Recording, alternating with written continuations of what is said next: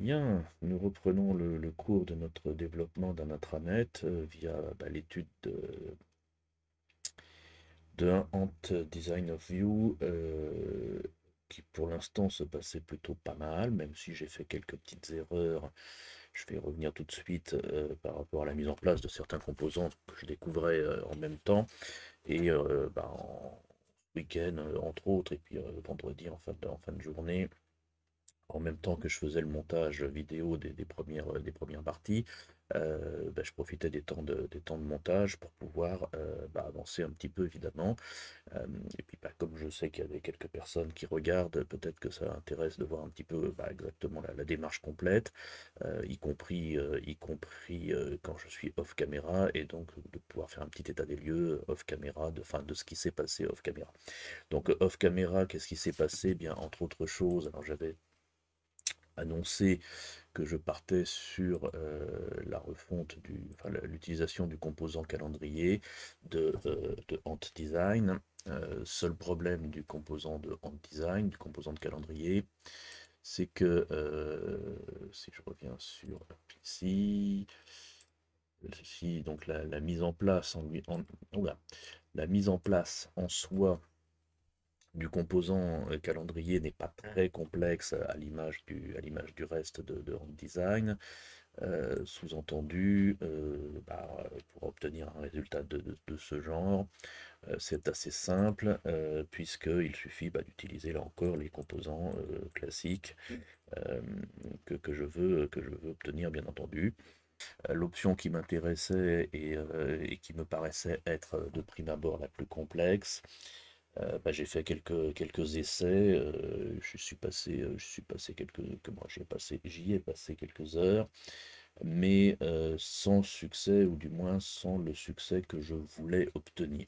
Parce que là encore, mon calendrier, j'ai des habitudes de fonctionnement avec ce calendrier, qui doit effectivement mélanger un certain nombre de données, certaines que j'avais oublié de citer en l'occurrence, parce que dans ce calendrier, j'ai des données qui proviennent en direct de ma REST API, c'est-à-dire celle qui va me permettre de gérer mon planning prévisionnel et effectif de passation de cours et de clientèle, on va dire en général.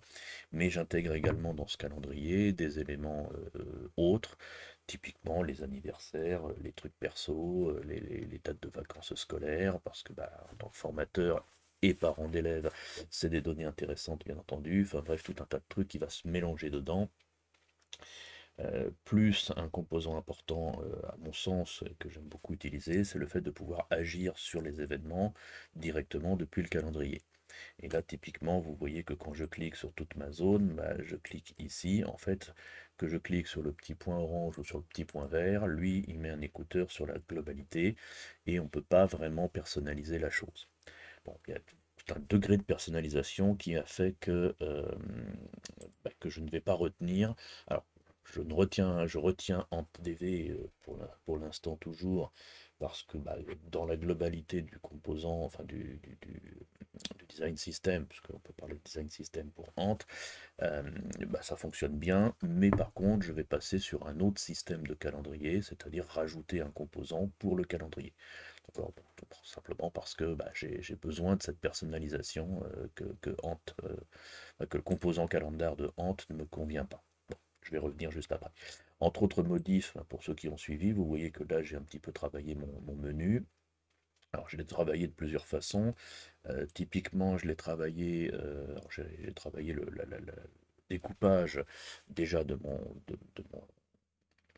mes éléments de test, pour pouvoir justement répartir un peu et amorcer la mise en place d'un vrai menu. Je vais y arriver. Sous-entendu, j'avais mis tout dans un truc qui s'appelait, je crois, dans App. Au départ, j'avais tout dans App. Oui, d'ailleurs, j'ai laissé quelques trucs en commentaire, qui utilisaient, alors non, ça c'était les tout premiers, qui utilisaient effectivement, je sais plus exactement où j'en étais resté à ce niveau-là, mais bref, j'ai tout enlevé pour déporter dans un composant header, lequel composant header, hop, il est là, va en fait constituer, appeler un menu et lequel menu va être constitué à partir d'un fichier JSON. Donc d'un fichier JSON qui me permet là encore un peu plus de souplesse si je veux greffer ou réorganiser un peu mes éléments, parce que ça permet justement de construire le menu sans remettre les mains dans le code, ce que j'avais au tout départ. Fonctionnement évidemment assez classique. Et voilà, donc ça c'est première organisation. Donc ensuite, j'ai créé un composant menu base. Alors j'ai créé, soyons honnêtes, je me suis largement inspiré Code Sandbox, pardon, je cherchais le nom, de ce Code Sandbox d'un certain Sandia, qui a créé un composant pour faire des menus élaborés et accessoirement récursifs, c'est-à-dire pouvant avoir des menus, des sous-menus, des sous-sous-menus, etc. Donc un truc qui me parle effectivement assez. Donc, je suis parti de ça, dans lequel j'ai récupéré, alors j'ai simplifié énormément cette structure parce que même si je n'exclus pas d'avoir des menus, des sous-menus, mais d'avoir des sous-sous-menus et autres, me paraît pas pertinent. Ça c'est du détail. Il met des icônes partout. Bon ça, pas forcément ça prend de la place pour pas grand chose au niveau d'un menu en tout cas. Donc il a créé deux composants, un qui s'appelle base menu, qui reprend donc notre menu général, et un qui reprend les sub-menus, qui permet donc d'intégrer des sous-menus, et donc de pouvoir intégrer des sous-menus à l'intérieur d'un sous-menu, etc. Donc le truc est bon, il n'y a pas d'explication, peut-être sur un blog, mais je ne l'ai pas vu. C'est compatible, ça marchait à suffisamment de pourcentage pour que je retienne la chose, et que j'adapte un petit peu à ma sauce parce que j'ai évidemment l'habitude d'adapter à ma sauce. Ce qui me manquait aussi dans mon mode de découverte, et je pense qu'il reste encore deux, trois petites choses qui ne sont pas encore tout à fait au point parce que j'ai beaucoup de warnings qui apparaissent, pas forcément dramatiques, mais globalement ce qui me manquait déjà la dernière fois, c'est que j'avais utilisé le composant menu item, mais je n'avais pas utilisé le composant à menu, lequel à menu évidemment est important pour pouvoir générer mes menus. Deuxième erreur, quelque part, ou du moins chose que je n'avais pas encore effectuée, c'était le fait d'avoir justement le lien vers les routeurs qui était un petit peu bancal. Bref, j'ai un petit peu réorganisé tout ça. Donc pour le menu, voilà, donc ça me donne un truc qui me permet effectivement de naviguer, d'accéder à mes éléments. Vous retrouvez ce qu'on avait ici. Alors j'ai quelques petites warnings encore qui traînent parce que j'ai fait quelques essais, et bon, toujours mon problème de tableau qui n'était pas encore au point, peu importe, peu importe, ce sera résolu par la suite. Donc autre travail que j'ai effectué, c'est effectivement le calendrier. Donc j'ai pris la décision de me baser sur un composant indépendant qui est vcalendar.io, qui ne fait que le calendrier. Et de Vue et de ce genre de système, c'est que même si vous utilisez un système genre Ant Design pour moi, ou n'importe quoi d'autre, rien ne s'oppose à ce que vous rajoutiez évidemment des composants provenant d'autres bibliothèques, sous réserve que ça fonctionne bien ensemble, ce qui est en principe fait pour. Et ce vCalendar a l'avantage de me permettre de vraiment personnaliser complètement ce que je veux. Alors, je n'ai pas encore été au fond du système, mais notamment, vous voyez que si je zoome un brin, on peut avoir des vues compactes dans lesquelles on affiche effectivement différents éléments. Alors, je ne vais pas creuser ça, mais typiquement pour une page d'accueil de mon intranet, ça peut être intéressant, voire potentiellement qui apparaîtrait sur toutes les pages de mon calendrier, en sachant exactement quel jour nous sommes et puis quels sont les trucs que j'ai dans les jours à venir, y accéder rapidement pour les trucs des jours à venir. Bon, ça peut être une solution. Deuxième élément, et c'est plus celui-là qui m'intéresse, c'est que j'ai été fouiné, voilà, et ici on a un élément où on a un taux de personnalisation et degré de personnalisation important, et on peut vraiment tout manipuler et tout personnaliser. J'ai trouvé que par rapport à deux, trois recherches, enfin, à une recherche et deux, trois éléments que j'avais trouvés, c'était celui qui offrait le plus de personnalisation possible, aussi bien au niveau de la journée et qu'au niveau de chaque event à l'intérieur de la journée. Donc là, il nous donne un exemple sur GitHub, alors qui n'est pas forcément tout à fait fonctionnel pour tout, mais vous voyez que, je vais zoomer un chouïa aussi, qu'on a le composant des calendars, alors qui prend quelques attributs, et c'est là où moi je me régale. À l'intérieur de ça, on a le template, lequel template nous permet de templater complètement le jour, donc comment afficher la date, et faire une boucle après pour comment afficher les composants à l'intérieur. C'est assez basique dans le principe, mais ça offre beaucoup de souplesse donc. Alors à l'arrivée, ça donne quoi? Bah, je vais déjà agrandir ma fenêtre pour vous montrer le résultat. Parce qu'évidemment, comme ça, vous comprenez mieux pourquoi j'avais besoin d'un truc complexe. Alors c'est pas encore tout à fait au point parce que j'ai fait aussi quelques essais bien sûr, mais globalement ce qui est important sur ce calendrier, si je me mets en taille maximum, que je vérifie bien que... Hop, oui. Alors effectivement, pour l'instant, les couleurs ne sont pas arrêtées, bien évidemment, mais globalement, ce qui m'intéresse pour chaque jour, déjà de savoir quel jour nous sommes, donc ça c'est le truc que j'ai mis en rouge pour l'instant, par rapport au jour que nous ne sommes pas, bon ça c'est, je suis un peu tête en l'air, je sais jamais si on met le 7 ou le 6, donc c'est quand même important de le savoir. Surtout quand je suis en mode, effectivement, j'ai pas de cours à donner, je suis un peu moins, je colle un peu moins au calendrier. Mais voilà, donc sur une journée normale, si je prends cet exemple que j'avais adapté de ma REST API, je veux pouvoir me dire, bah tiens, j'ai une semaine de cours complète où c'est exactement les mêmes cours tous les jours, matin, midi, etc. Enfin, matin et après-midi. Je veux pouvoir prendre cette journée et me dire, bah c'est la même le lendemain, et puis le lendemain, etc. Comme je peux vouloir ajouter, donc ça c'est le principe du bouton dupliquer qui sera pour l'instant orange. Et j'aurai également évidemment la possibilité d'ajouter un événement pour la journée en cours. Bon, ça c'est relativement classique. Ce qui manque beaucoup dans beaucoup de calendriers, c'est ce côté justement de dupliquer quelque chose. Moi, je trouve ça super pratique quand même. Premier élément, et puis après, bah, évidemment, quand je remplis mon calendrier pour la matinée, bah, je vais avoir le même cours l'après-midi. Il faut que je puisse dupliquer facilement un élément ici pour qu'il apparaisse en dessous.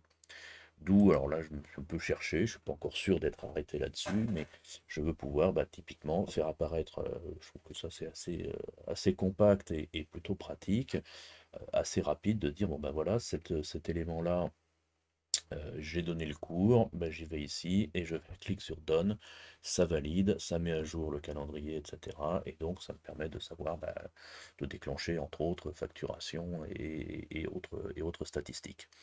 De la même façon que je peux bah, très rapidement dupliquer cet élément. Vous voyez que ça marche, enfin vous devinez peut-être, mais ça marche au survol, j'ai pas besoin de cliquer. Donc je vais ici, hop, et en un seul clic, je duplique, ou je demande à dupliquer, parce que ça passe généralement par un formulaire intermédiaire, qui n'est pas encore au point bien sûr, mais qui me demande, bah, en gros, je duplique cet élément, mais je peux changer deux, trois petites choses, dont l'heure de début bien entendu, le fait de pouvoir bah, l'annuler si jamais le cours n'a pas eu lieu, bien entendu, et puis de modifier, bon ça c'est des trucs assez classiques, ce qui me permet d'avoir une vue compacte de chaque event à l'intérieur de mon calendrier, et éventuellement une vue plus détaillée et des boutons d'action spécifiques. Alors pour l'instant j'en suis là, avec un petit problème, mais je pense que c'est peut-être parce que j'ai pas creusé la doc suffisamment, j'ai encore quelques erreurs qui traînent. Certaines sont liées au menu, d'autres sont par rapport aux tables, d'autres par rapport au calendrier. Bon, je pense que c'est que du problématique de réglage, de paramètres que j'ai pas mis à fond, etc. Bien entendu, mais globalement, bah, typiquement pour le calendrier, j'ai un problème sur le before unmount qui semble poser problème. Alors, est-ce que c'est un problème totalement bloquant ou pas? Ça, je le verrai. Si c'est totalement bloquant, bah, je retiendrai peut-être un autre système de calendrier externe. Bon, voilà. Mais globalement, bon, ça prend plutôt une bonne tournure par rapport à ce que j'avais comme besoin ici. Donc, j'ai fait bah, quelques vidéos sur le sujet. Je ne ferai pas la vidéo sur le A calendar, sur le Ant calendar. Bon, voilà, parce que, bah, encore une fois, ça me convient pas. Euh, et puis j'ai pas réussi à vraiment le maîtriser comme je veux. Si on se contente d'un calendrier de base, c'est pas compliqué. Si on veut aller plus loin, bah, moi ça me convient pas. Donc voilà. Un deuxième truc qui me manque et que j'ai trouvé, que j'ai découvert que Ant n'a pas, c'est que effectivement Ant n'a pas de composant de color picker. Ça m'embête un peu parce qu'effectivement, c'est un truc qui est plutôt élégant. J'ai besoin de saisir des couleurs de temps en temps. Alors, il y a plein de moyens de le faire. Le fait de passer par un color picker, bah, évidemment, permet de faire des choses.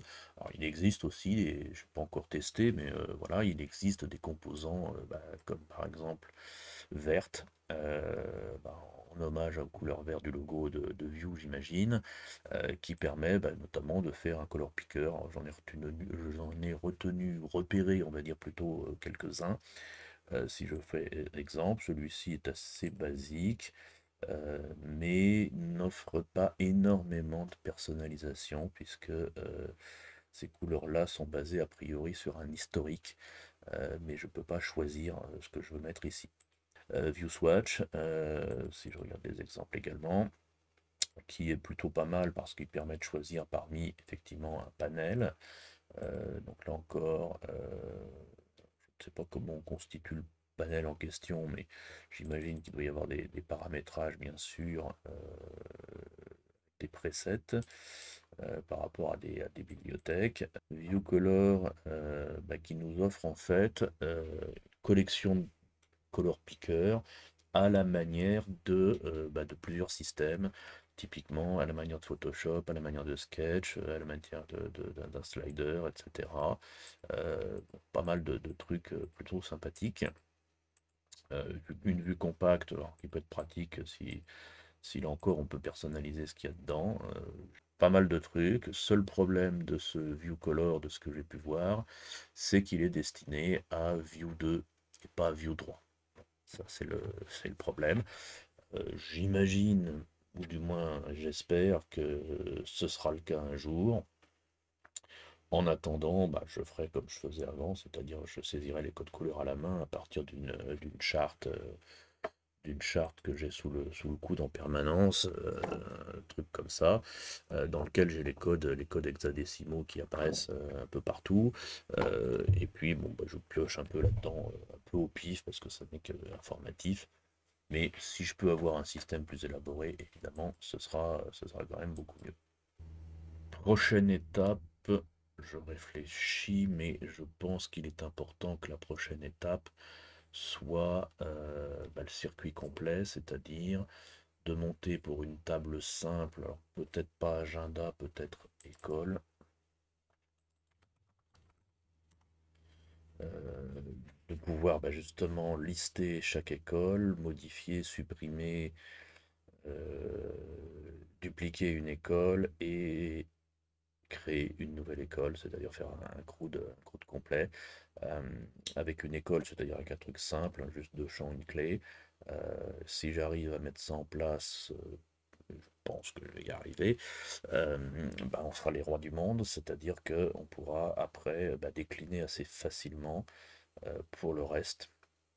Donc c'est un peu l'objectif, donc de monter ça, avant de passer en mode génération de code, qui va nécessiter de réfléchir un peu quand même à comment poser les choses. Comme j'ai également réfléchi aussi aux différentes fonctionnalités, j'y reviendrai. Je ferai peut-être un épisode conception un peu plus, parce que plus j'ai réfléchi et plus j'avance dans mon projet, plus je me dis qu'il y a des trucs que je ne vais pas forcément garder ou que je vais complètement réécrire, pas forcément rester trop collé à ce que j'ai actuellement, parce que j'ai pas mal de trucs qui sont obsolètes, on va dire, et puis d'autres trucs qui peuvent me servir maintenant, donc je vais réfléchir à tout ça aussi. Mais déjà, on va se lancer dans un CRUD complet, et donc à suivre.